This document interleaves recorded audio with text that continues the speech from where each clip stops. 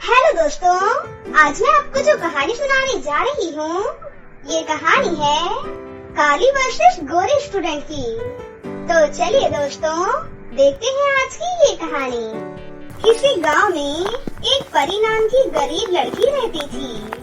वो एक छोटे से घर में अपने माता पिता के साथ ही रहती थी।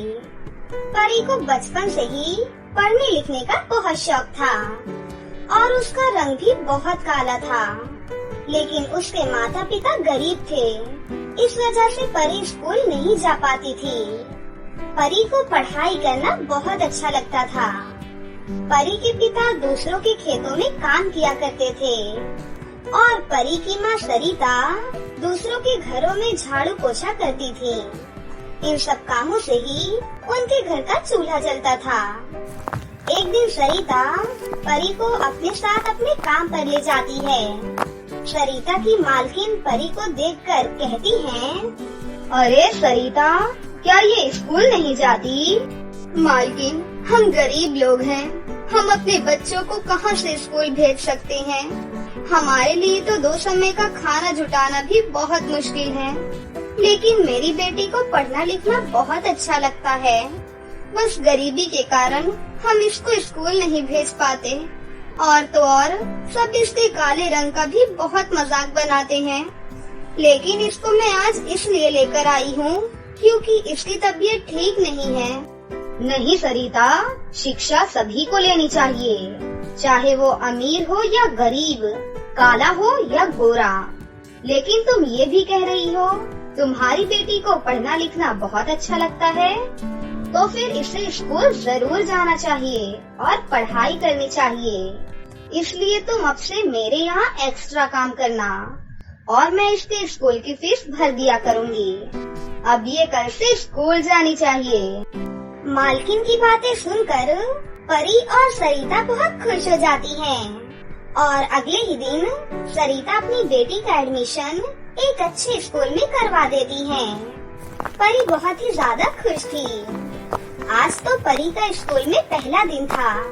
परी क्लास में देखती है तो सभी बच्चे बहुत अमीर अमीर और खूबसूरत दिख रहे थे और परी ही सबसे गरीब और काली लग रही थी।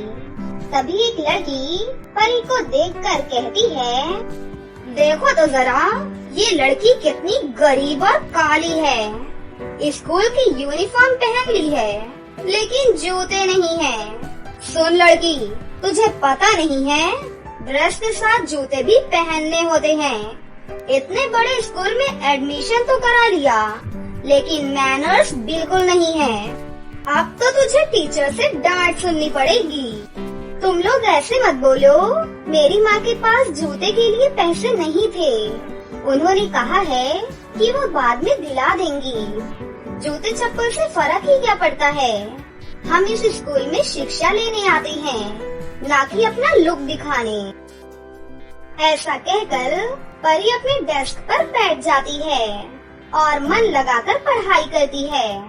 क्लास के सभी बच्चे परी का बहुत मजाक उड़ाते थे। उसको हमेशा गरीब गरीब और काली कलूटी कहते थे, लेकिन परी को इस बात से कोई भी फर्क नहीं पड़ता था, क्योंकि वो स्कूल में पढ़ने आती थी। उसको अपनी गरीबी और काले रंग से कोई फर्क नहीं था। परी के स्कूल में ही एक विनोद सर थे। विनोद सर स्कूल के बाद ट्यूशन भी पढ़ाते थे। क्लास के सभी बच्चे विनोद सर से ट्यूशन पढ़ते थे। एक दिन विनोद सर परी से कहते हैं, परी, तुम मेरे ट्यूशन में एडमिशन कब लोगी? सभी बच्चे मेरे ट्यूशन में ही पढ़ते हैं। शाम को अपनी मम्मी को लेकर मेरे घर आना, ट्यूशन में एडमिशन के लिए। इसके बाद टीचर चले जाते हैं। टीचर के जाने के बाद परी अपने बगल में बैठी एक लड़की से पूछती है, ये विनोद सर क्या बातें कर रहे थे? ट्यूशन क्या होता है? मुझे कुछ समझ नहीं आया। और मैंने विनोद सर से पलटकर सवाल इसलिए नहीं किया क्योंकि वो बहुत स्ट्रिक्ट हैं। प्लीज तुम ही बता दो ना। देखो तो जरा इस गरीब काली कलूटी को, इसको तो ट्यूशन के बारे में भी नहीं पता। अरे बुद्धू, ट्यूशन में भी स्कूल के जैसे ही पढ़ते हैं, लेकिन तुझे कहाँ पता होगा, तू तो एक गरीब काली लड़की है ना। लेकिन तू गरीब हो या अमीर, तुझे विनोद सर से ट्यूशन पढ़ना ही होगा। नहीं, मुझे ट्यूशन की कोई जरूरत नहीं है। अगर ट्यूशन में भी स्कूल की जैसी पढ़ाई होती है तो वो मैं घर पर ही कर लूंगी। फिर मुझे ट्यूशन जाने की क्या जरूरत। अगर तूने विनोद सर से ट्यूशन नहीं ली और अगर तू शाम को अपनी मम्मी के साथ नहीं आई तो तुझे कल ही पता चल जाएगा। परी घर जाकर अपनी माँ को सारी बातें बताती है। ट्यूशन के बारे में सरिता को भी कुछ नहीं पता था, इसलिए शाम हो जाने के बाद सरिता और परी दोनों विनोद सर के घर जाते हैं।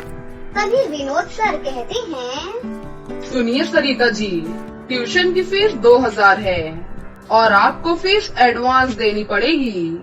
पर सर, मैं बहुत गरीब हूँ। स्कूल की फीस भरने के लिए भी मुझे बहुत मेहनत करनी पड़ती है, इसलिए आप ट्यूशन की फीस थोड़ी कम कर दीजिए। देखो, तुम्हारे घर की आर्थिक स्थिति जो भी हो, उससे मुझे कोई लेना देना नहीं है।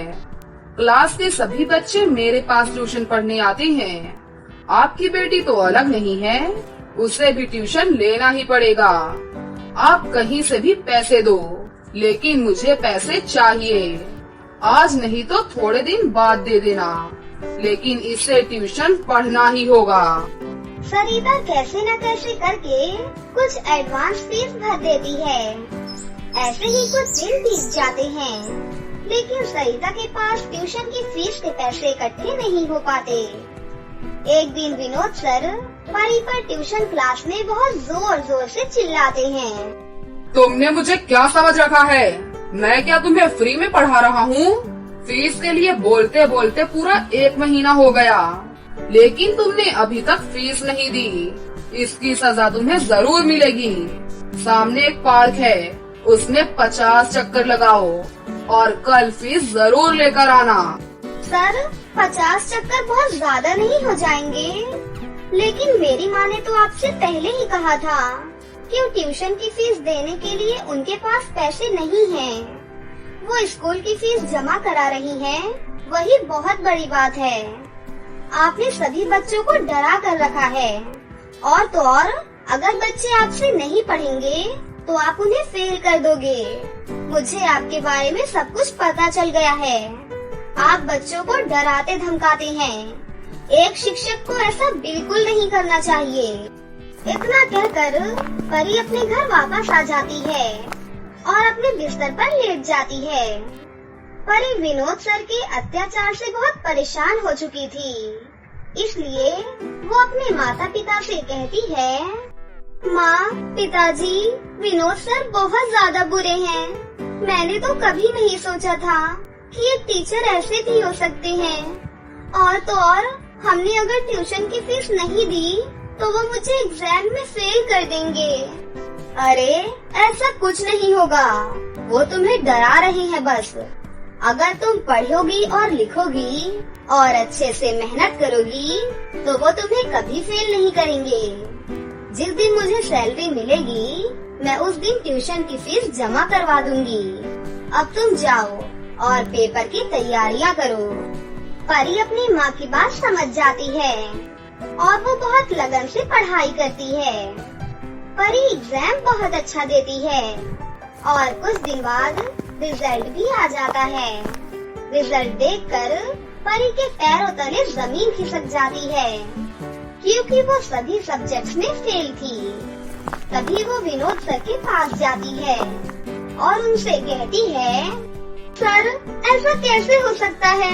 मैं सभी सब्जेक्ट्स में फेल कैसे हो गई? आपने ऐसा क्यों किया? आपने थोड़े से पैसे कमाने के लिए मेरा पूरा साल बर्बाद कर दिया। मेरी माँ ने पाई पाई जोड़कर मेरे स्कूल की फीस भरी थी सर। उस दिन मेरी बात को तूने हल्के में लिया था ना, और तो और तूने मेरे ट्यूशन की फीस भी नहीं जमा करी थी, इसीलिए उस चीज की सजा तुझे मिली है। तभी वहाँ पर प्रिंसिपल सर आ जाते हैं। प्रिंसिपल सर सारी बातें सुन चुके थे। विनोद, तुम ये क्या कर रहे हो? 4 पैसों के चक्कर में तुमने एक बच्ची को फेल कर दिया। मेरे स्कूल में तुम्हारे जैसे शिक्षक के लिए कोई जगह नहीं है। आप मिशी मैम को देखो, फ्री में बच्चों को ट्यूशन पढ़ाती हैं। निकल जाओ मेरे स्कूल से अभी के अभी। प्रिंसिपल सर विनोद सर को स्कूल से निकाल देते हैं। सभी बच्चे बहुत ज्यादा खुश हो जाते हैं। सॉरी परी, हमने तुझे गरीब और काली समझकर तेरा बहुत मजाक उड़ाया, लेकिन तेरे अंदर तो बहुत हिम्मत है। तूने अपनी सूझबूझ से हमें बचा लिया। अब हमें उनके ट्यूशन नहीं जाना होगा। जो भी बच्चे परी का मजाक उड़ाते थे वो सब परी से माफी मांगते हैं। फिर प्रिंसिपल सर परी को अगली क्लास में प्रमोट कर देते हैं। अब परी की क्लास के सारे बच्चे परी के फ्रेंड्स बन चुके थे। परी अब उन्हीं सबके साथ मन लगाकर पढ़ाई करने लगी। किरण 6ठी क्लास में पढ़ती थी। किरण पढ़ने में बहुत तेज थी, पर लक्ष्मी उससे रूठी हुई थी। किरण अपनी दादी के साथ रहती थी। जब किरण केवल 3 साल की थी, तभी किरण के माँ बाप का एक्सीडेंट हो गया था और किरण इस दुनिया में अपनी दादी के साथ अकेली रह गई। किरण का पूरी दुनिया में एक ही सहारा था और वो थी उसकी दादी। उसकी दादी का भी पूरी दुनिया में एक ही सहारा था और वो थी किरण। दादी माँ, देखो इस बार क्लास में फिर से मेरे सबसे ज्यादा नंबर आए हैं। मैंने सबको पीछे कर दिया। हर विषय में मेरे सबसे ज्यादा नंबर आए हैं। अब तो आप खुश हो ना दादी? जियो मेरी लाल, जुग जुग जियो। खूब मेहनत करो, बहुत आगे बढ़ो। मेरी दुआ है गुड़िया, मैं रहूं ना रहूं, तुम बहुत आगे बढ़ना। ऐसी बातें मत किया करो दादी, आप ही तो हो, इसीलिए तो मैं हूँ। बड़ी बड़ी बातें कर रही है, चल जा खाना खा। किरण खाना खाने के लिए चली जाती है और खाना खाकर सो जाती है। आखिर सच ही तो कह रही थी किरण।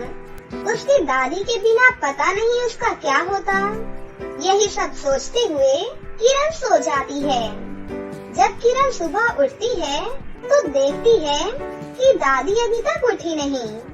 दादी हमेशा उससे पहले उठ जाती थी।